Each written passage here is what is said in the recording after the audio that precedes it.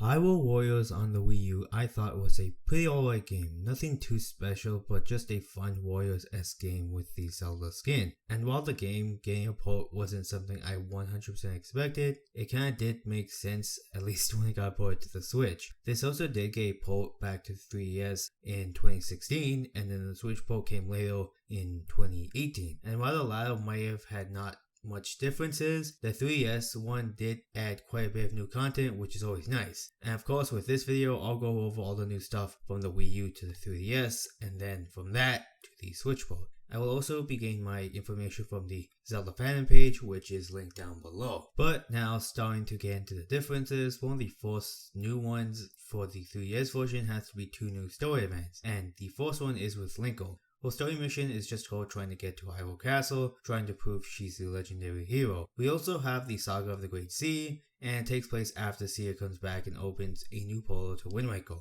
And there are some gameplay differences, one of which is letting you swap to different characters in battle. For the 3DS version, you just tap whichever one you want on the bottom screen, while the Switch version, it's just down on the D-pad. And from what I played on the Switch version, it helps quite a bit, when you want to traverse the map a little bit faster. And this is always helpful just because from what I played, the matches can take a while, especially if you're just running around all over the place. And the other item, the hammer, this just, is a big AoE attack, and it's used to weaken a new boss, that being the Helmet King.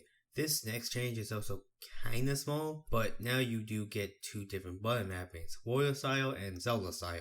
It just changes the attack button to B, Y is for combos, A is for dodge, and X is for special attack. There's another new gameplay aspect, and it's called the Smash Boost Power, which is gotten by just gathering numerous characters around the big boss. And the more characters you gather around, it increases the effect of it, and it basically just boosts your attack power and also helps refill the magic gauge. This is kind of helpful since the bosses can be kind of damage sponges, and I guess it can also be helpful more so on hard mode because, hard mode, everything's just ramped up. Also, for the 3DS version, there's just no multiplayer options, and all the modes do return minus the challenge mode. There's also a new mode called My Fairy, and it serves as an extension of adventure mode. For those who don't know, fairy mode just lets you train and befriend numerous fairies to give you buffs in battle, like making hearts also restore your magic gauge, and it also makes a shockwave to stun enemies and other various helpful effects. Now moving on to the new characters, every single DLC character along with most characters come back. The only ones that don't come back are Ganon and the Giant Cuckoo from challenge mode, because obviously. But moving on to the new characters, we have Tetra, King Daphnis, Toon Link from Wind Waker, Skull Kid, Linkle, Medley, Marwyn, the Toon Link from Spirit Tracks, Ravio, and Yuga. You can also transfer all the non-DLC characters along with Ganondorf's Trident to the Wii U version with a download code that came with the game, but now I'd imagine that download code is really hard to come by since, it is a 3DS game from 2016, and considering the eShop is closing, I really doubt you'd get that code as easily as you would before. And now let's move on to the Switch version, and as I mentioned, there isn't a whole lot here. It does now have a 1080p resolution when you actually play it docked, along with having costumes for the Breath of the Wild Link and Zelda. It also does bring back multiplayer, this time also bringing split screen instead of how the Wii U handled it, because with that, one guy just played on the gamepad and the other one just played on the TV, so there's that. And yes, all the content does come back from the 3DS version, so that's always great. And now the game is also played in 60 FPS for the most part. It does dip a little bit, but it's mostly in 60 FPS.